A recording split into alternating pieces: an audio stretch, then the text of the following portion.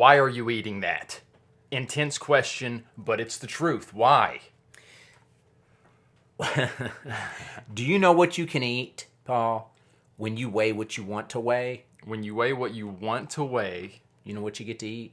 just about anything you want. Whatever you want. Whatever you want. We're not talking to them, okay? We're talking to people that have been trying to lose weight. They want to lose weight. They're hung up on whatever, Yeah. and they're about to give up. They've tried everything, and I think this may be part of what they're missing. To those people, Yeah. of course the answer's not going to be you can eat whatever you want. You've been doing that, most likely, or to a certain extent. Too much of an extent. You've too much of it. I don't want to speak. I don't want to put words in your mouth. Too much to an extent to where you are 30 pounds overweight, 50 pounds, 100 pounds overweight. So, of course, the answer is not going to be eat whatever you want. Yeah, if you had made appropriate restrictions, if you had sacrificed appropriately, you wouldn't be there. Right. You wouldn't be there. You have not found out how that works yet, how to do that, what it's going to take. And I'm okay with that because there is a phase where we're trying to figure it out. I mean, you get a new job. I remember a new job I had a long time ago, and I'm like, okay, what can I get away with and not get fired as far as when I turn in my expense reports? How many hours I put in? How hard am I going to need to work? I didn't know yet, Right. and it was like you learn for a period of time. What do they really expect of me? Yes. And I think it's that way with this. So with those people trying to lose weight, and we're really trying to hammer this home, you're going to have to make changes. And despite what maybe some of the popular programs say of, oh, we're going to tweak this to where you're always happy and you can eat so many things, we're trying to shift the mindset around a little bit to what? Well, because there is an idea that I don't want any restrictions. I want to be able to lose weight and still enjoy food the way I want to enjoy food. And Yes. those don't necessarily go together. And that really bothers people. Some people are trying to figure out, what am I going to be able to get away with? Can I enjoy food to this extent? Here's how much I've been enjoying it. How much do you need to enjoy it to be able to live and lose the weight you want to lose? Because if your enjoyment goes to here, are you okay with that? What if it goes to here? So is that part of what we're talking about is I'm not. Here's an example. My mother-in-law years ago, she lived to be in her 90s, but years ago, my wife told her, it was her mom, she said, Mom, the doctor said if you'll lose 35 pounds, you'll be so much healthier. She had COPD. And here's what her mother said in her late 80s. Okay. She said, 35 pounds? She said, I wouldn't get to eat hardly anything. So in her mind, it's like, here's where she was. And if you're like, you got to lose 35 pounds, she's like, I'm going to go to zero enjoyment. And that's what was in her mind. Is that what people hear? Because there is... I worked with one girl who had lost a lot of weight, and her friend said, we're going to go celebrate something and have cake. You remember that story. And she said, I'm not going to have cake. And they're like, well, why not? And she said, for 40 years I've had cake. For 40 years! 40 years I've had cake. I've had my cake. It's like, how much cake do you need? Get the fat blob. So there is. Get the fat blob. Here's my cake. She had 4 of these. She had, about 10 of these, 15 of these on her body from cake, among other things. And it's like, hey, we're going to go eat cake. And she's like, I got cake. I'm eating cake. I got cake. I'm eating. Ho, ho, ho, ho.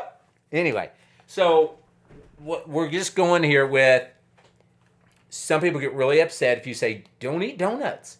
Don't eat this. Don't have a second helping. Don't have, and it's like, the idea of anybody saying it, or even them saying it to themselves, triggers all these emotions. Am I right to say that even not just like weight loss personalities, but just health personalities, like that's fairly common? You could talk to someone who's very into the health and stuff, and they would say, "Oh no, don't let that be your motto." Right. They cringe at.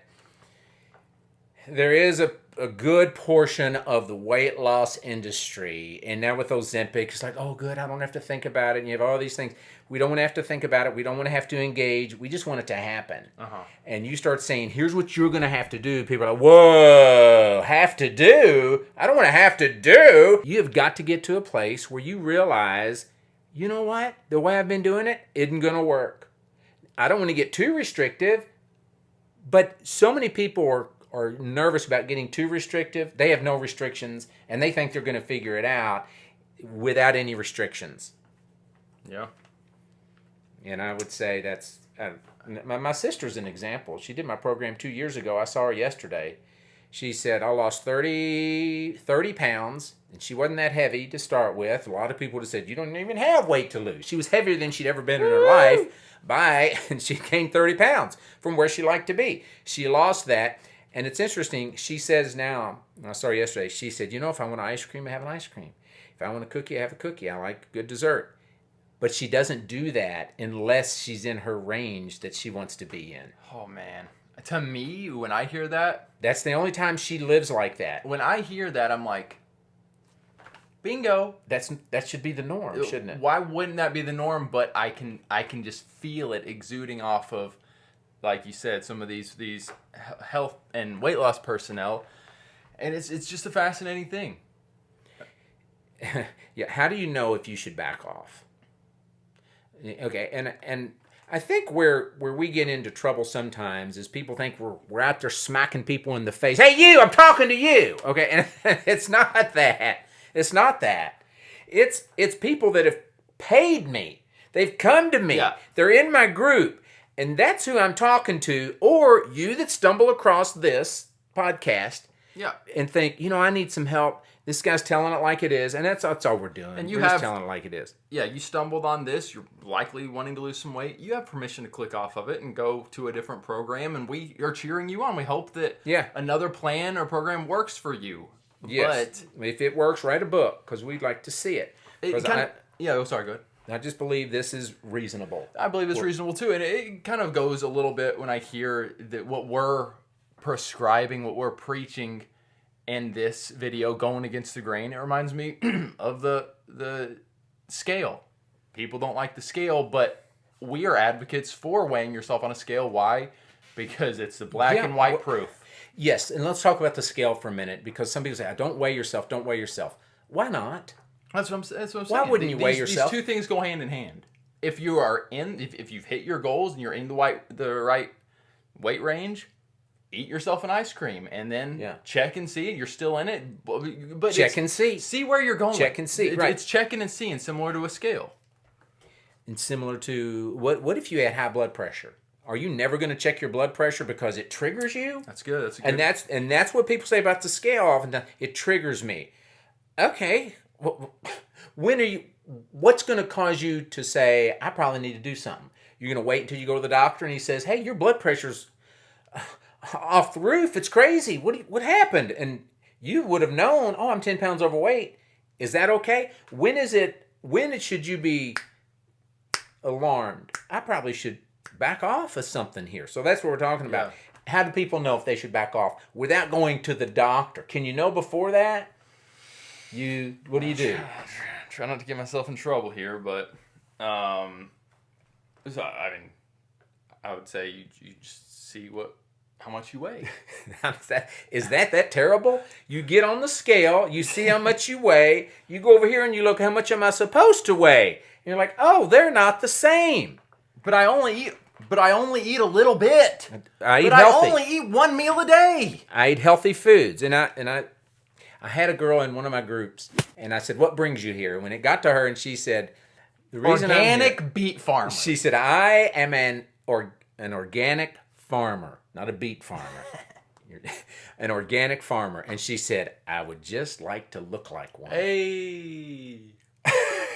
I just want to look like one. And I'm like, okay, what's an organic farmer look like? And I know in her mind it was healthy. I'm looking one up. Healthy? Look up organic farmer. She just wanted to be healthy. And she was obese. And she's like, it doesn't make sense. Why are people that eat healthy, Paul, why are so many people that eat healthy still overweight or even obese? Healthy foods can still be high calorie. I'm not saying you should avoid oftentimes there can be very nutrient rich high calorie foods, but let's get real, calories in, calories out. If you're eating a lot of high calorie rich, nutty, oily, buttery foods. Sure. I remember I was checking out of Whole Foods, and I think we had some of that Dave's Killer bread, organic bread. Yep. Here is a This is right. Okay, that's what she was wanting to look like. So that is. Can you see it on there? That's what she was wanting to look like. But she was a big girl, right? So she was obese. I want to look like that. So, what was I saying? Organic killer bread. Oh, yeah. So I was checking out, and the girl checking me out was a big girl. Okay. She was obese. Checking you out at the check-in lane. Checking out your groceries. Checking out my groceries. Yes, checking out my groceries. So sometimes when I say she was obese, my wife will say, well, how do you know? Well, this is what I do. I can work at the fair. I can tell you how much you weigh. It's too much. Anyway, I noticed. Okay, she's obese. I don't care. But I noticed so I could tell this story. And she's like, oh, I love that Dave's Killer Bread. At night, I eat some of that Dave's Killer Bread with some organic grape jelly and organic almond butter. And I'm like, there you go. How healthy can you get, right? Just at night while you're watching your show. What a healthy snack. Why not have just a healthy snack of 1,000 or 2,000 calories of organic bread, organic jelly, organic almond butter? Well, hey, how could that be wrong? Whole Foods also sells Ben & Jerry's. Wholesome Ben & Jerry's ingredients. Good ingredients. Do? Yeah. I've Whole Foods Ben & Jerry's? Whole Foods Ben & Jerry's. I've seen the Crank and Boom over there. No. Whole Foods Ben & Jerry's, dude, because Ben & Jerry's uses quality ingredients. Hey, if you buy it at Whole Foods, it's got to be healthy. So that's the thing. We're like, I eat healthy. What else do you want from me? What else do we want? What else do we want from somebody that's trying to lose weight? Eating healthy. When they're saying, I eat healthy. What else do you want from me? Reasonable restriction. Reasonable calorie deficits. I tell you what we want from you. Reasonable calorie deficits. Reasonable calorie deficit. How about what I want you to do is get on the scale, and if it says one at a time, I gotta, all right. Man, Dad. I'm sorry. Edit that out. But if you get on the scale, if you get on the scale and you're like, whoa, this is too high. Okay, then what you're doing is not working. Whatever it is, everything should be. What am I looking for? Everything should be on the table at that point. Say, okay, something's going to go. And if you're unwilling to hold it lightly enough to let some things go, well, that's kind of why you're where you are. You're holding it too tightly as it is. Can I just say this? I could see some people watching this and taking a little bit of offense. Oh, they're having fun. They've never struggled like I am. I get it. They're getting a little silly with the comments of two people on the scale. They're getting a little silly and it's not our intention, but we are doing this long form podcasty style conversational format. We need some grace. We literally called it Trainer Joe grace. Unfiltered, so that we could just have these free flow conversations, that we can have fun together and it's not too stiff and too dry. And so, how about this? If you have a complaint, it needs to be written on a letter and sent in the mail. Okay, we don't want any complaints through this digital form. What? They can leave it in the comment section where you will field. I'm kidding. You will field respectful complaints if you feel like if someone respectful watches, respectful one. All right. So, but people eat healthy. I took some notes on when people say I eat healthy. I eat a gallon of cashews. I eat a big bowl of granola. I have fruit juice. And I'll have organic Dave's bread with organic peanut butter and organic jelly. And that's all after dinner. And all that's after dinner. Because we really want to be really healthy. We got to get to where a lot of times, Paul, people really don't know. And they don't feel like they need a coach. They're like, this should just come natural to me. I just eat. I eat healthy. I know what. And they don't know. And it's a mess. And they're never going to figure it out on their own until they open up to new ideas. And you are not being faulted for not knowing. We've all been there. We've all been there. But there's an invite. There is an invite to go deeper. And here's another way of looking at it, I think. We worked with Pastor Kurt, who lost 80-something pounds. He's doing fantastic. And as he was losing the weight, and I was working with him, he said, Joe, he's a pastor. He said, I believe that God has called me to a lifestyle of fasting. And I heard that, and I was like, that's interesting because I think we all are. We all are called to a lifestyle of fasting. When you look at it like this, you don't just go through life doing whatever you want, whenever you want. You're going to fast some things as an offering unto the Lord, right? You don't just watch TV all the time. You do other things. And you might have a fast that lasts for a day or 2 days where you don't eat any food. Or you may say, you know what? I don't just do everything I want all the time. Yep. My mom grew up And she was actually in the convent for a while. She was Catholic. And she said one of the things they taught us when we entered a room was to pick the least comfortable chair. Okay, but see, our culture is get the most, get the best. You want the best, you deserve it. Eat what you like, and a lot of it. Avoid what you don't like. Don't eat any of it. Yeah. And then we think that being a picky eater is normal. When no, you were trained to be a picky eater. You and whoever, whatever, and I know everybody's different. Some people are more likely to be picky than others, but a lot of times I think the only reason on the YouTube, somebody said on the How to Lose 100 Pounds in 6 months, somebody said, if you have 100 pounds to lose, you are not a picky eater, because it came up somewhere. Well, and I saw that comment, and I thought it was pretty clever. I chuckled. I was like, it seems about pretty right. Clever, but it's totally not true. You corrected me. It's totally not true. You corrected me. Because some of the people that have the most weight to lose only eat their favorite things. Yeah. They don't eat broccoli. They don't. And I remember I was working with Bill. He did great. He lost a lot of weight. Got back to his college weight. He was 60-something years old. He was an athlete. And he was telling me what he orders when he goes out to eat. He said, I'll get salmon or chicken and broccoli. And if they don't have something else healthy, I'll say double the broccoli. And I'm like, there you go. Some people would never eat broccoli. Yeah. You know, they're just, their taste buds aren't there. And that's for a reason. A lot of people have never been hungry enough to want to even try broccoli. Woo. Well, I'm working with you in the past. That seems to be a pretty common occurrence is people are going through the program, the 21-day transformation. They're 5 days in. They're 3 days in. And they say, you know what? I realize that I like bell peppers. Yeah, I've never had... I realize that I like so-and-so, and they've for so long not been hungry enough to even include those in their diet. Suddenly, their diet's a little more restricted. Yes. You give them a lot to eat on your food list, but a little more restricted. They're getting hungrier, and suddenly, oh my goodness, this bell pepper that I slice up in my stir fry, mwah, mwah. Yes, because without the restrictions I put on them and give them a list of foods, there's things they want, and they'll say, "Why isn't this on the list?" And it might even be something healthy, relatively healthy. Mm-hmm. And I give them a couple of reasons, and always one of my reasons is because I want them to eat a bell pepper. They would never eat that if there's certain things were on the list, but they're not on the list, so they're willing to try some things. And I think I lost track when I was talking about Pastor Kurt and saying a lifestyle of fasting. It's this idea that you can think about all the things you could eat and realize, I could just offer that as a sacrifice to the Lord. But the idea that I might not ever eat cake again or a donut, you could just say, for my health, I'm not going to eat that. You could also say, you know what, Lord, I like donuts. You take my donuts. That's an offering to you. That may sound corny to some people, but do you ever offer anything to the Lord? A sacrifice of fill in the blank. A sacrifice of praise. Right? That's in Scripture. A sacrifice of praise. What other sacrifices might we make? Our bodies. Our bodies are living sacrifices, but we don't want to sacrifice anything we want to eat. I think as basic Christianity 101 is we live in some form of denial. We deny ourselves some things we would like. Yeah. You're married. Guess who you're going to have sex with the rest of your life? It should just be one lady, and for a lot of people, that is a big sacrifice. Yes. That should be a normal thing we do. When it comes to food, I think we have a hard time understanding what that ought to look like, or we're just not there yet where we're willing to do it at all.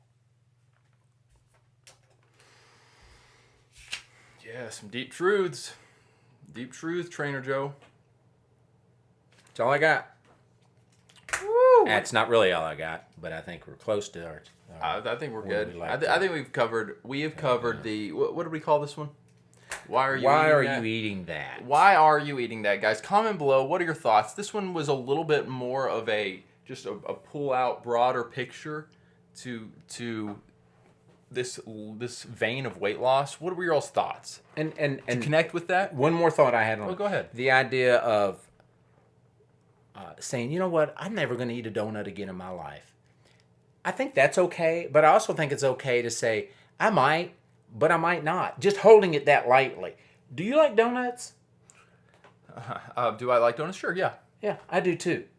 When's the last time you had a donut? I probably eat a donut My wife brings them home a decent amount. Oh, okay. But I was gonna say not often outside of that.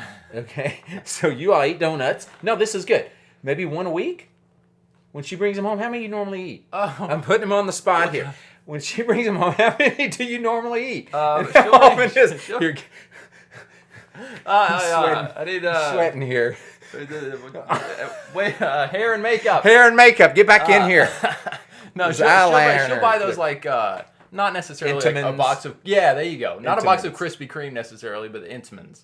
And so out of that box, I may have 2 or 3. Okay. He's 6 foot tall and 150 something pounds. Guess what he gets to eat?